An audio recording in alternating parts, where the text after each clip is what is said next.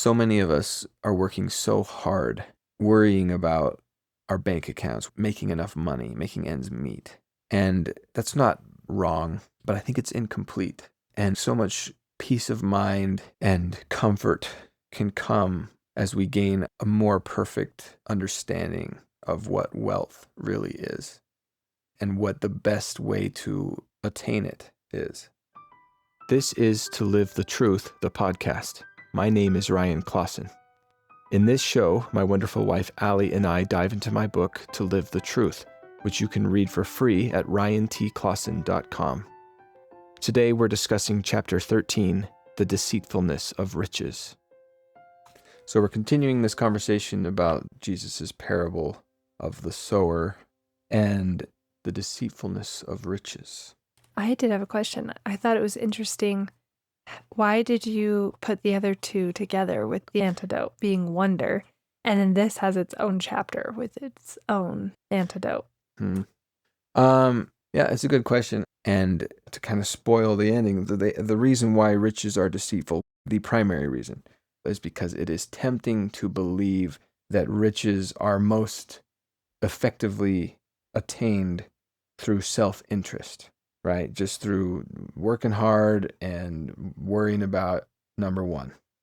And that is an illusion. It's actually the very opposite. To behave in that way in the end will leave you in ruin. And the antidote is charity, kindness, caring, right? Which is the path to enduring riches, if that makes sense. So riches are kind of in their own category, whereas cares and lusts of this world are related, but they have a different effect. Cool, yeah. I don't know. It rings true why those are the way of combating these three things. I don't know, that it makes sense. I'm just trying to figure out, wrap my head around it perfectly, I guess.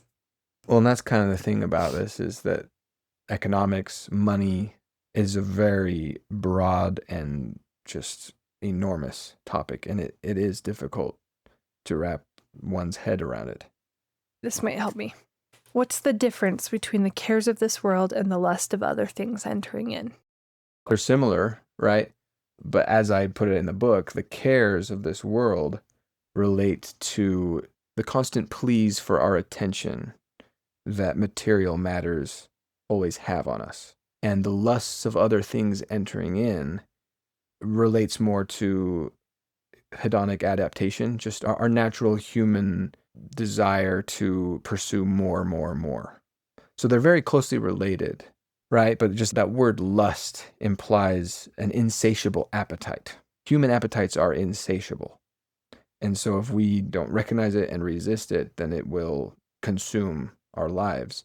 The cares of this world pertains more to just a lack of depth of thought about the things that surround us and how they don't matter as much as we are tempted to believe. So do you think wonder helps with the deceitfulness of riches? Yeah, sure. Okay, yeah. It just has another way to combat that. And it could be a lust.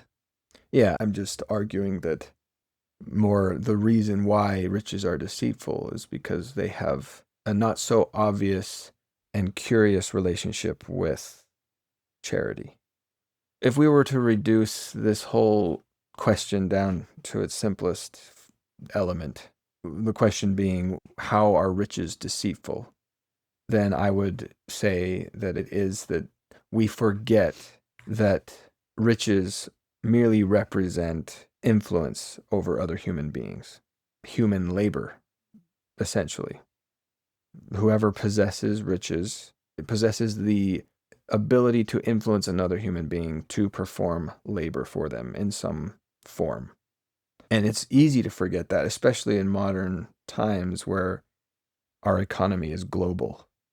Whatever item you just purchased online and is being shipped to you has to go through countless pairs of hands before it finally arrives at your door. When you go to a restaurant and you order food, it's easy to forget how many hands that food has passed through, how much human labor has been performed in order to get that food on your plate and in your Mhm. mouth. To grow it, to pick it, to ship it, to cook it.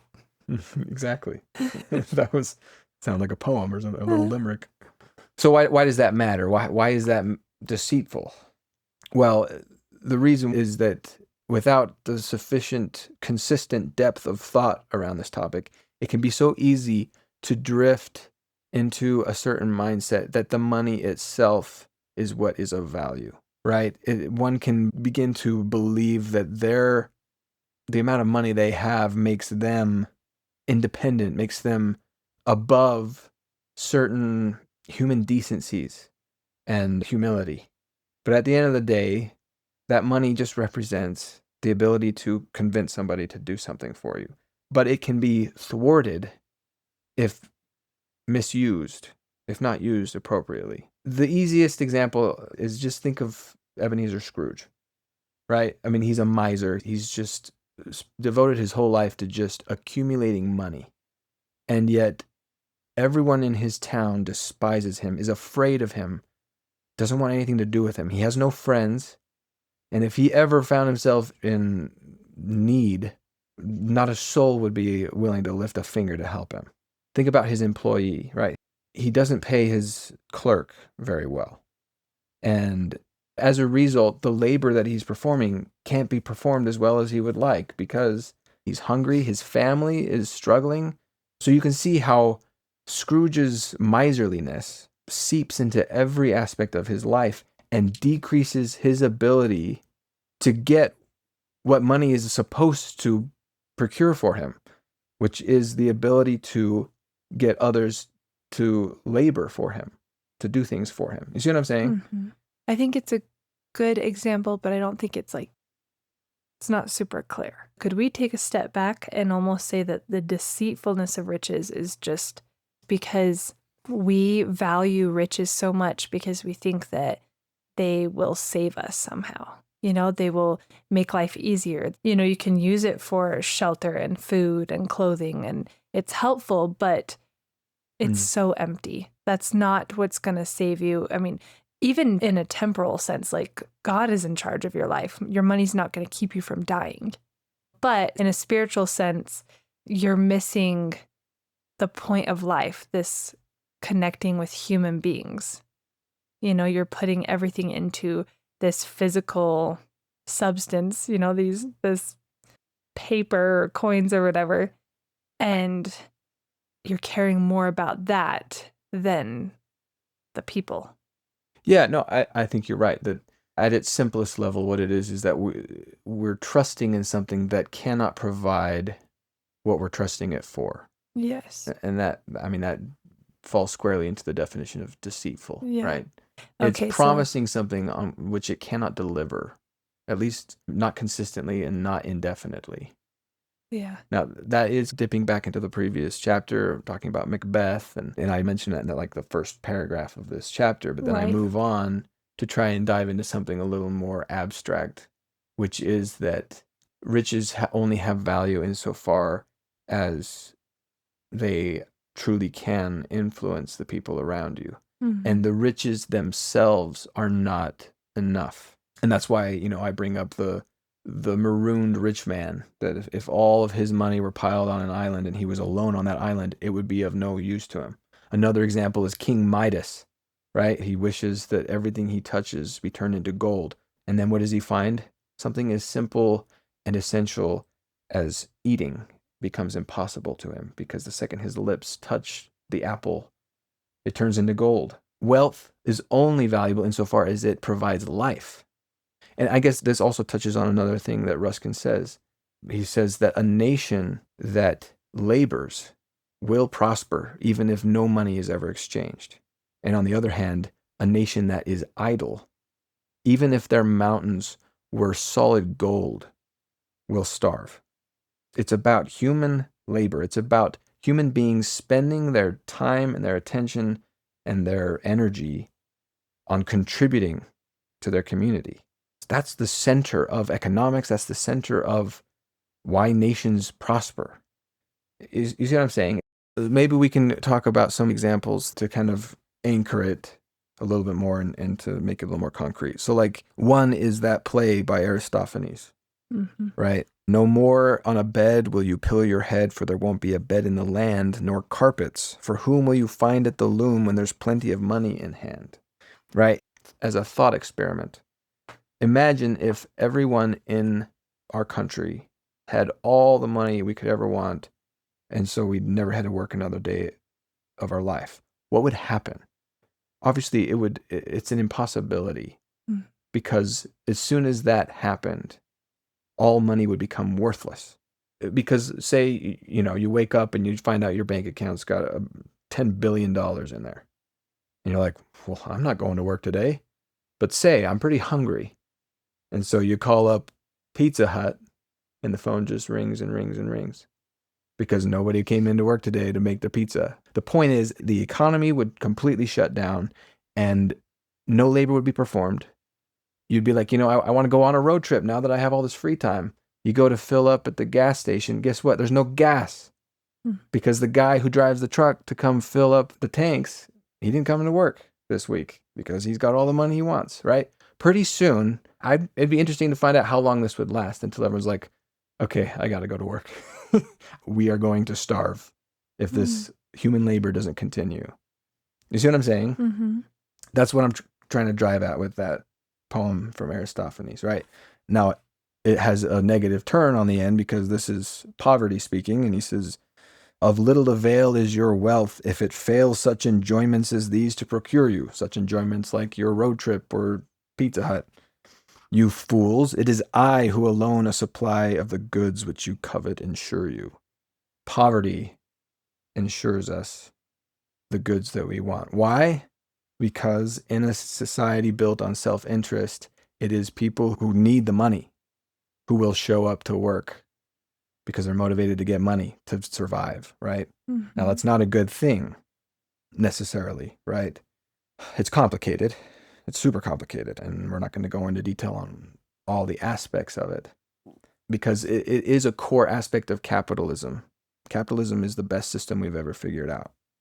But what I'm suggesting is capitalism alone is not enough. Money alone is not enough. There's got to be another element added in there to make it actually work. Another example is, of course, the two men stranded on the island, I like that. which is such a great example. It so clearly illustrates, again, what I mentioned before, that it's so easy for us to forget the human labor that is behind every product, every necessity that we have. This home was built by human hands. This microphone was manufactured by a human somewhere. This story makes it clear once again that, if two people were stuck on an island, if they didn't work, there would be no food, there would be no water, there'd be no shelter. These necessities of life are not possible without human labor, right? And in the event that one of those two became sick, then the one would need to pick up the slack and do the work for both of them. Now, he has the choice to do so out of love and human decency, to care for this person who is no longer able to do the work themselves, or he can take advantage of the situation. And he may easily fall to the deception that riches offer, that if I take advantage of this opportunity, it will result in greater wealth and power and riches for myself. But he would be mistaken, because again, he'd find himself in the state that Ebenezer Scrooge finds himself in, where yes, he's got an inflated bank account, but the people over whom his money is supposed to have influence are either less capable of helping him or just less disposed to do so. So, how is what you're trying to explain the deceitfulness of riches? In both these stories I've shared, say in the first one, where everyone became rich, you could look at your bank account and imagine, "Oh, I'm a billionaire now. I've got it made." But again, that would be a lie. It would be deceitful. Because your wealth is of no avail. It is worthless. Same in the case of this island. Say that he takes advantage of this man and practically starves him to death. And so now he's the richest man on this island, and the only person who could have benefited from his riches is now dead. You see what I'm saying? Mm-hmm. And we do this all the time. We work for a pay raise, or we save up our money, or we haggle over prices, thinking that we are being wise with our money and working towards greater wealth. But it may very well not be the case. It may be the complete opposite. It's much more difficult to perceive it, though, because you take the principles that we learned from the two guys on an island and you expand that to a nation of 300 million people, or an entire world, because it's a global economy of 8 billion people. It's much more difficult to see how that's the case. But it's the same thing. When you try to take advantage of somebody, even in a simple selling something on Facebook Marketplace, and you're haggling over prices and you're trying to drive the price up as far as you can, it would be easy to fall to that deception and believe like, oh, I'm so clever. I've got the upper hand on this and I'm working towards wealth. Yes, at the expense of this person I just sold my couch to, but at a large scale, especially if enough of us are behaving in this way, it will contribute to a declining economy, to a community that is less cooperative, which means the money that, even if your bank account does get higher and higher and higher, it's having less and less influence over people because they're just less likely, less disposed to be of service to you, which is all that matters anyway, is the human service, human labor.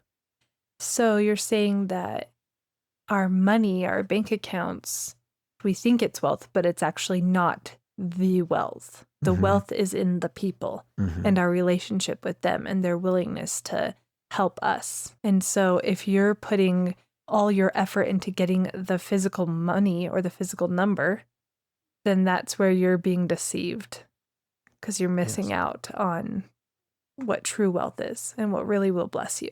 Yes, exactly. In all aspects.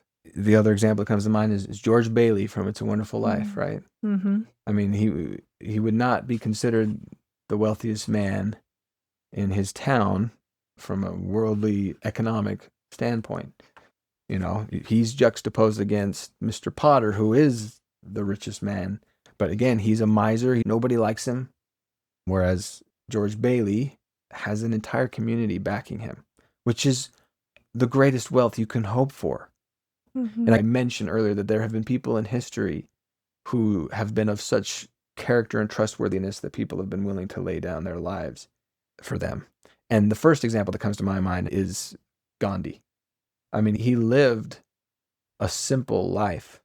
He didn't have great riches, but his character was such that he inspired millions to risk bodily harm, imprisonment, even death for the cause that Gandhi represented. And it's inspiring.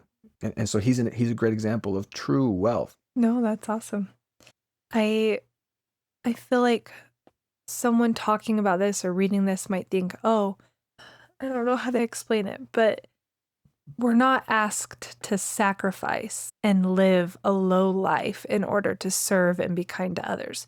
The truth of this is that we don't even know what wealth is and how great of a blessing it can be to us from living this way. So it's not like we have to do without or do with less, like we have to suffer in order to fulfill this. You know, it's actually like we're going to be better off if we choose to recognize what wealth is and value people.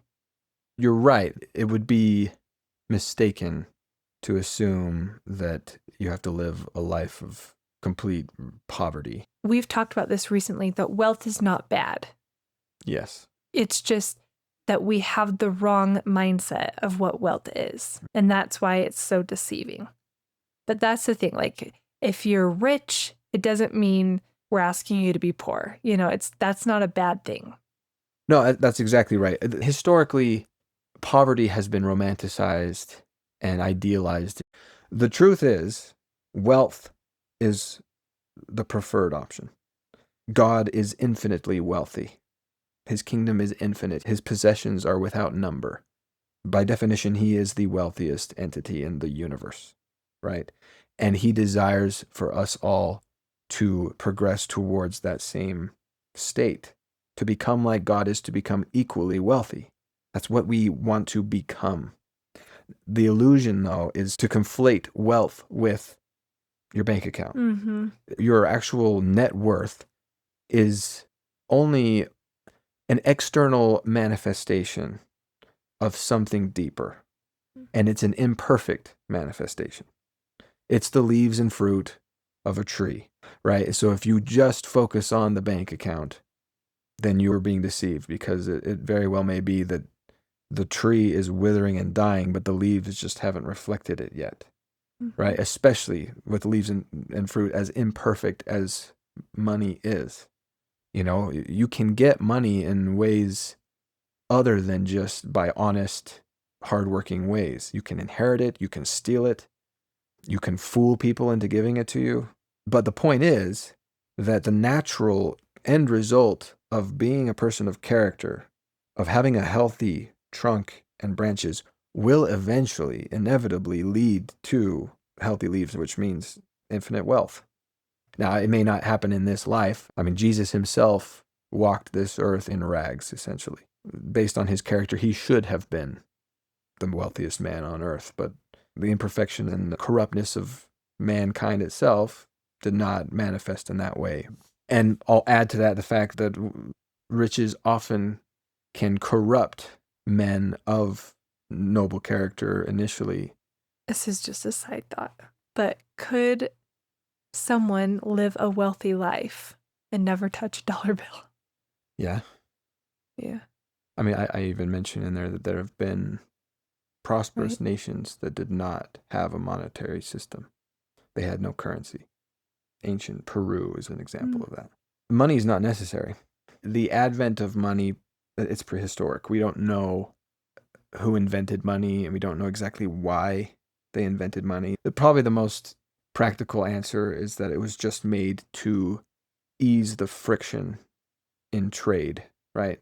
Before money, it was a matter of, I'm good at making shoes, you're good at baking bread, I will exchange a pair of shoes for a loaf of bread. But then the baker might be like, I've already got 3 pairs of shoes, I don't need another one. Well, then how am I supposed to get my bread? Money smooths that out. It's universally tradable, makes it way easier. So there's some benefits to money, right? Yeah. That's probably the most likely reason money was created, but we don't know for sure.